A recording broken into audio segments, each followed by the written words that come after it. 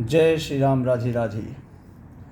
तहारा में रघुवंश मणि सुनिउ महामहिपाल, भंजो चाप प्रयास बिनु जिम गज पंकज नाल।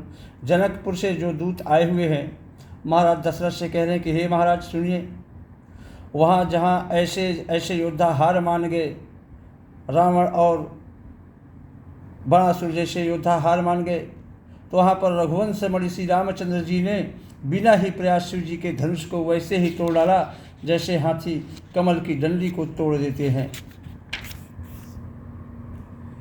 तशुनि सरोष भृगुनायक आए, अब बहुत भांति तिन्हीं आँख दिखाए। देखी राम बलु निज धनु दीन्हा, अकरि बहु विनय गवन बनु कीन्हा। महाराज जैसे ही धनुष टूटा, धनुष टूटने की आवाज़ को सुनकर परशुराम जी क्रोध से भर आए और उन्हें बहुत प्रकार से अपना क्रोध दिखाया, आंखें दिखलाई। अंत में उन्होंने भी श्री रामचंद्र जी का बल देखकर उन्हें अपना धनुष दे दिया और बहुत प्रकार से विनती करके प्रार्थना करके श्री राम जी का वन को गमन किया। इसलिए हे राजन, जैसे श्री रामचंद्र जी अतुलनीय बली हैं, वैसे ही तेज निधान श्री लक्ष्मण जी भी हैं। कंपहि भूप बिलोकत जाके और जिम गज हरि किशोर के ताके, जिनके देखने मात्र से राजा लोग ऐसे काँप उठते थे जैसे हाथी सिंह के बच्चे की ताकने से, देखने से कौर उठाते हैं, काँप जाते हैं। तब देख तब बालक दो, अब न आँख तर आवत को। हे देव, आपके दोनों बालकों को देखने के बाद अब आँखों के नीचे कोई आता ही नहीं, कोई समझ में नहीं आता कि इनके अलावा कोई वीर है, योद्धा है। तो हमारी दृष्टि पर कोई चाहता ही नहीं है कि ऐसा कोई योद्धा है, ऐसा कोई बहादुर है। दूत वचन रचना प्रिय लागी, और प्रेम प्रताप वीर रस पागी।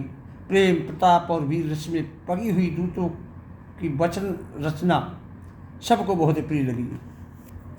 तो सभा समेत राउ अनुरागे, अदूतन देन निछावर लागे।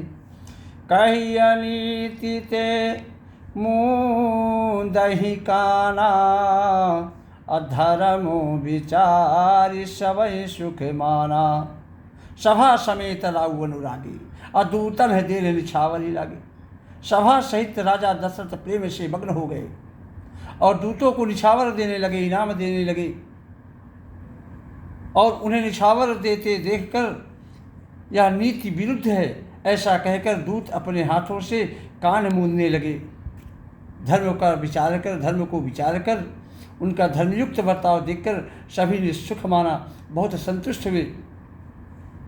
तब उठे भूप वशिष्ठ कहूँ, दीन पत्रिका जाई। कथा सुनाई गुरहि सब, सादर दूत बुलाई। तब राजा दशरथ जी उठकर वशिष्ठ जी के पास जाकर उन्हें पत्रिका दी और आदर पूर्वक दूतों को बुलाकर सारी कथा गुरु जी को भी सुना दी। सुनि बोले गुरु अति सुख पाई, और पुण्य पुरुष कहु महि सुख छाई। और जिम सरिता सागर महु जाही, और यद्यपि ताहि कामना नाही। सब समाचार सुनकर और अत्यंत सुख पाकर गुरु वशिष्ठ जी बोले कि पुण्यात्मा पुरुष के लिए पृथ्वी सुखों से छाई हुई है महाराज। जैसे नदियाँ समुद्र में जाती है, यद्यपि समुद्र को नदी की कामना नहीं होती। तिम सुख संपत्ति बिना ही बुलाए, और धर्मशील पहि जाहि शुभाए। वैसे ही सुख और संपत्ति बिना ही बुलाए स्वाभाविक ही धर्मात्मा पुरुष के पास आ जाती है। तुम गुरु विप्र धेनु सुर सेवी, और तस् पुनीत कौशल्या देवी। तुम जैसे गुरु ब्राह्मण गाय और देवताओं की सेवा करने वाले हो, वैसे ही पवित्र कौशल्या देवी भी है।